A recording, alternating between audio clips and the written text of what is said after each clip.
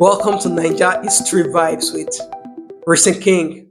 Here I'll talk about wild tales in the Nigeria history and also shining spotlights on groundbreaking events shaping Nigeria's future. If you're new to my channel, please I would like to like, share, subscribe, comment, and tell me what you think about this video.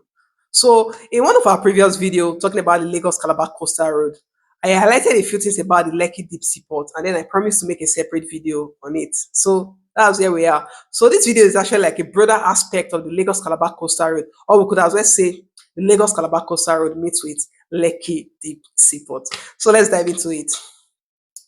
The Lagos Port Complex, which comprises of the Lagos Apapa Seaport and the Tinker Seaport, is actually like a century old. Yeah, it was built in 1921. It has been operating since then. But this does not necessarily meet up with the international port standard or the 21st century deep port standard. To start with, it's not even a deep sea port. Why? Because it has a actually low draft of 13.5 meters, which prevents it from berthing ultra large container vessels.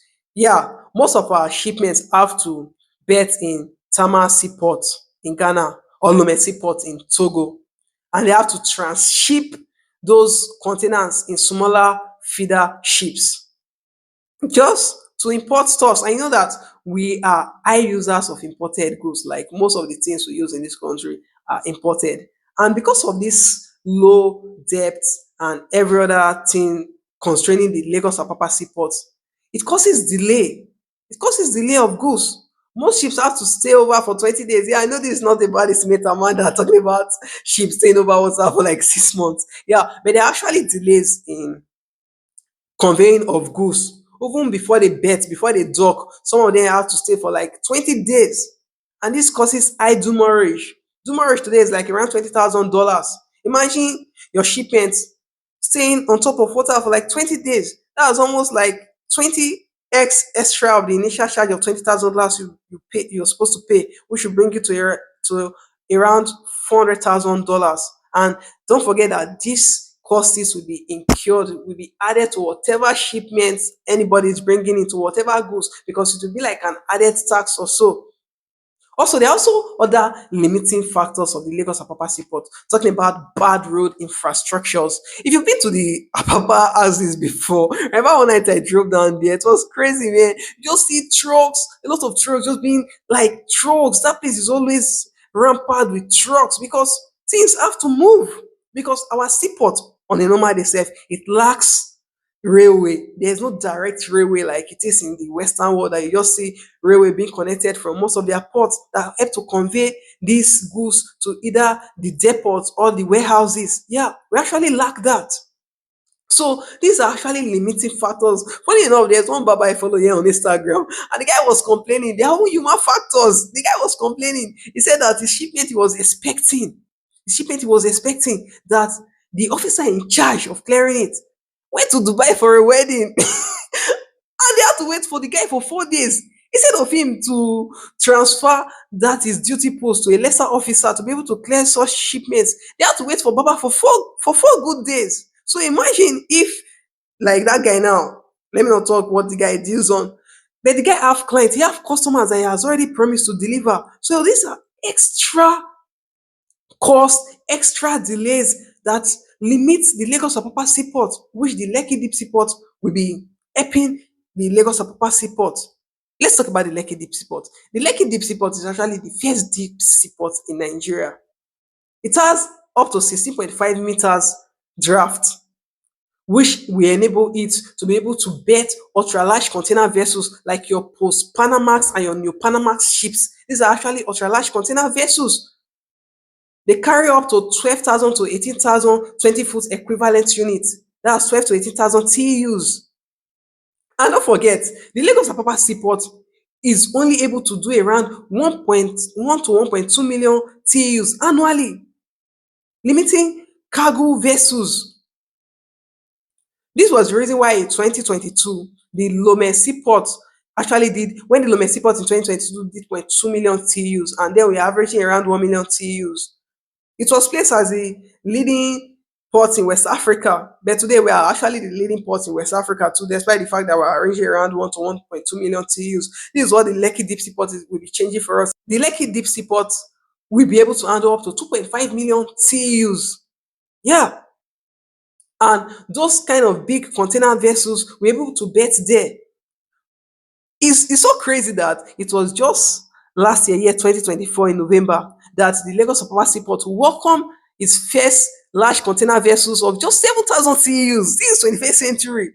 Imagine us celebrating our port betting a 7,000 TEUs container. But all of these are actually before the Lekki Deep Seaport, don't forget, because the Lekki Deep Seaport has actually been in operation since 2023, 6th of April 2023. It was actually commissioned by Muhammad Buhari on the 23rd of January 2023, and since then, it has actually started operating. But despite the fact that the Lekki Deep Seaport has started operation, there are still limiting factors. Why? The road infrastructures. You know, it's of recent, not really of recent, for like a couple of years now, that they actually started the expansion of the Lekki Ekpe Expressway to 6 lanes. And if you are familiar with that axis, you know that from Eleko Junction down to the Free Trade Zone area, yeah, that route that you have to pass through Amen Estate, thereabouts, before now, it's actually under construction now, because I've been there of recent, and the road is really amazing, connecting the Eleko Junction itself, that is connecting the Lekki Ekpe Expressway to the FTZ zone area, of which the Lagos-Calabar Coastal Road is still ongoing.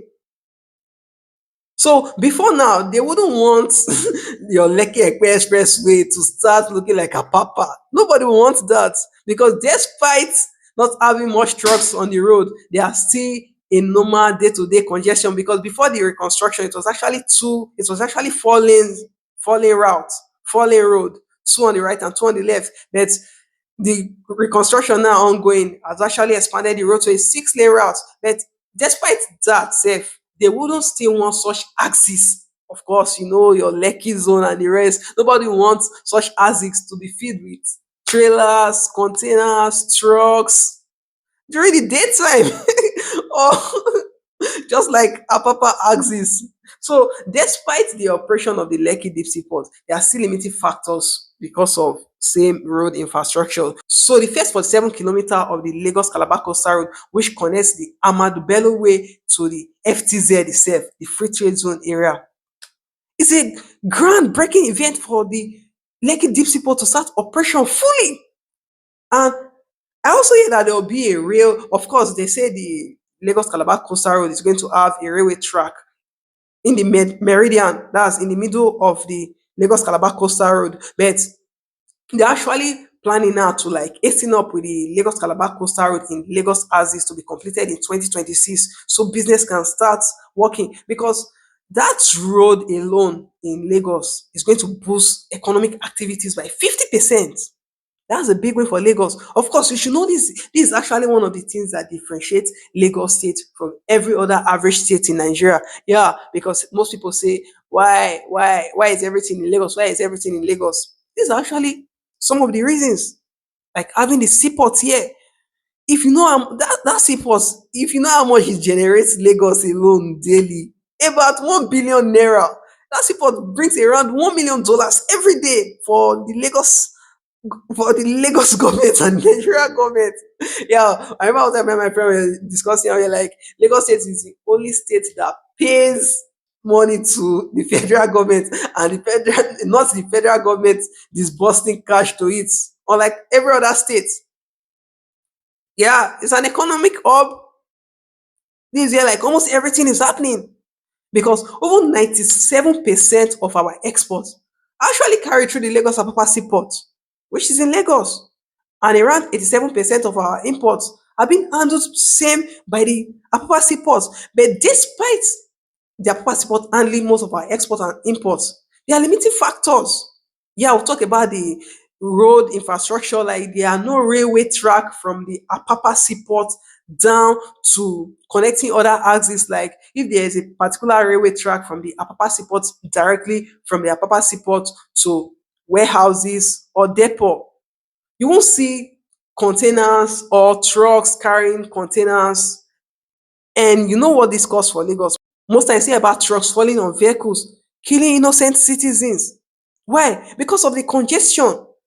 So these limiting factors about the Lagos Apapa seaport actually cause additional cost for shipments and all of that. Like I've said before, we're a country that depends majorly on imports.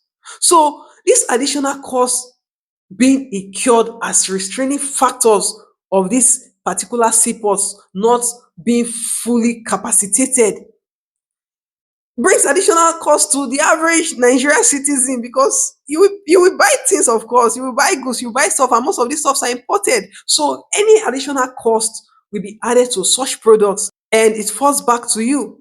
So the Lekki Deep Seaport, that's why it has started operation, haven't fully be utilized because of the lack of road. So the 40, so the 47-kilometer meeting with the Lekki Deep Seaport will be a game changer for the Lekki Deep Seaport. So I guess by then most things will come down. The logistics, the cost, and then all of this will be cut short to a very very good percentage. Another thing is that the limiting factors of the Lagos Apapa Seaport again, the manual clearing process. It takes time even for ships to turn around after berthing, after docking, for ships to turn around to go back. Other ones will have to be waiting. But the Lekki Deep Seaport have an automated system. It will have an STS, a ship to shore, a ship to shore. That is, it will easily transfer containers from the ship to the dockyard and easy turnaround for vessels to go back. So this will enhance our maritime trade, this will enhance our imports and exports, and a game changer for Nigeria. So by then, imagine the Lekki Deep Sea Port will be doing about 2.5 million TEUs when in full capacity. When in full capacity, I heard that it will be able to do over 9 million TEUs for the year.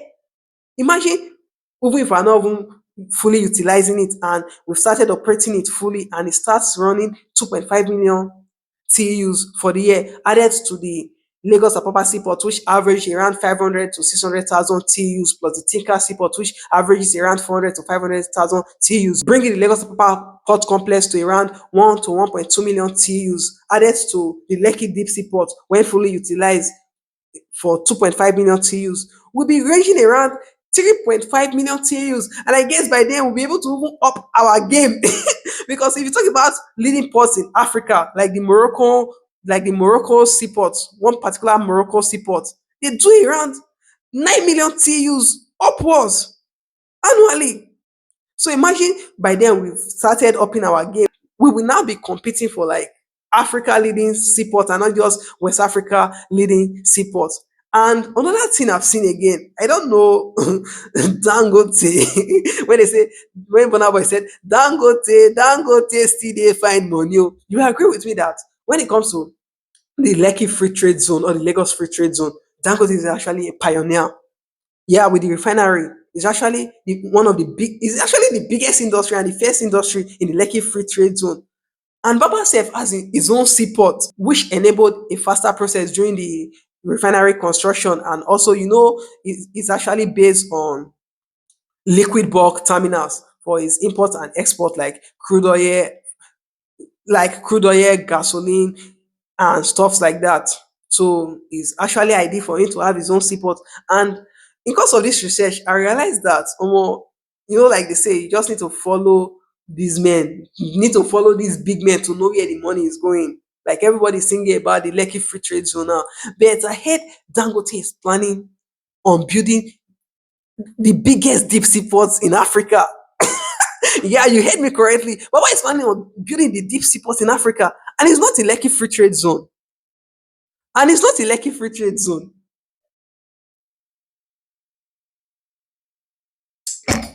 And it's not a Lekki Free Trade Zone. It's not in Lagos. Do you know where he's planning to build it? Olokola Free Trade Zone in Ogun State, alongside with his cement factory. Yeah, the cement factory has already been under construction for a couple of years now. They are planning to commission it next year, 2026. By then, if he completes his cement factory, of course, he will be needing to export it. And you don't expect them to start conveying using trucks, using road, conveying goods from Ogun State through road. Then thinking of exporting through Lekki Deep Seaport or Apapa. You know, Dangote is actually the biggest cement supplier in Africa. And funny enough, 70% of the cement are being produced in Nigeria. So Papa is planning on building the biggest deep seaport in Africa. And it's not in Lagos State. It's going to be in Olokola Free Trade Zone in Ogun State. So I know most of you have been saying, come and buy properties around Lekki Free Trade Zone. Now, Baba is channeling the money to another place. Of course, he will need to be exporting his cement. So he needs a seaport for him to be able to do that, just like he has his own seaport in the FTZ zone, the Lekki Free Trade Zone. So that's another thing I just saw in course of this research. Like, you need to follow this man to know where the money is going to. So you can see how the Lagos-Calabar Coastal Road meeting with the Lekki Deep Seaport will be able to facilitate the easy evacuation of goods shipments coming into Nigeria. So, guys, that's just a quick one, a short one for today. So, don't forget to like, share, subscribe, and tell me what you think about this video. Thank you.